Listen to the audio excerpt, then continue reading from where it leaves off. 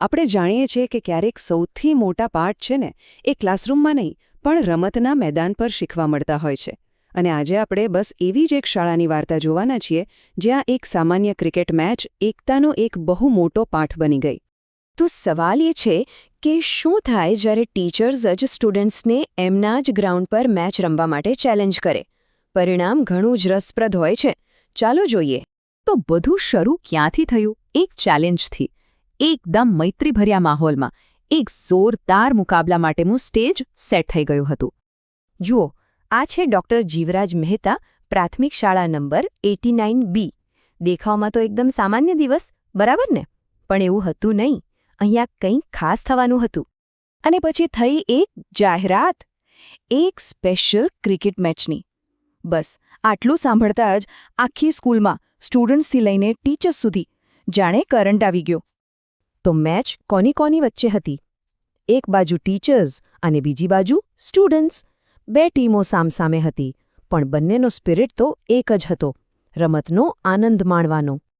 આ જુઓ, એક તરફ વિદ્યાર્થીઓનો જુસ્સો છે અને બીજી તરફ એમના જ ગુરુઓનો અનુભવ. આ કંઈ ખાલી મેચ નથી, પણ મેદાન પર ગુરુ શિષ્યના સંબંધની એક અલગ જ ઉજવણી હતી. અને હા, ટીમ હોય તો કેપ્ટન તો જોઈએ જ ને. તો એક ટીમના કેપ્ટન હતા ધોરણ 4A શ્રી વસોયા સાહેબ અને બીજી ટીમના ધોરણ 4ના શ્રી વિનોદભાઈ. આનાથી મેચમાં એક પર્સનલ ટચ પણ આવી ગયો. ચાલો હવે વાત કરીએ મેચના વાતાવરણની, કારણ કે એ ખાલી રન અને વિકેટની રમત નહોતી, પણ એ તો જાણે ઊર્જા અને ઉત્સાહનો એક તહેવાર હતો. અને ટીચર્સ એ લોકો ખાલી રમવા ખાતર નહોતા રમતા. જુઓ તો ખરા કેવા જોશથી મેદાનમાં ઉતર્યા છે. એમની આ એનર્જી જોઈને તો બાળકોનો ઉત્સાહ પણ ડબલ થઈ ગયો. કહેવાય છે ને કે ઉત્સાહ ચેપી હોય છે, બસ એવું જ કંઈક. તો સામે વિદ્યાર્થીઓ પણ કંઈ કમ નહોતા. એમણે પણ ટીચર્સની ચેલેન્જનો એટલા જ ફોકસ અને જુસ્સાથી જવાબ આપ્યો. એમના માટે આ પોતાની સ્કિલ બતાવવાનો એક મોટો મોકો હતો. આ ફોટોમાં એક મસ્ત વાત છે. અહીં કોણ રમી રહ્યું છે અને કોણ જોઈ રહ્યું છે ને એનો ફરક જ મટી ગયો છે. પ્લેયર્સ, બીજા સ્ટુડન્ટ્સ, ટીચર્સ બધા જ જાણે રમતમાં ખોવાઈ ગયા હતા. આખા માહોલને જો એક વાક્યમાં કહેવું હોય તો એ હતું દોસ્તી, ઉત્સાહ અને ખેલદિલીથી ભરેલું વાતાવરણ. આજ તો જે રમતની અસલી મજા. પણ સવાલ એ છે કે શું આ મેચ ખાલી જીત હાર માટે હતી?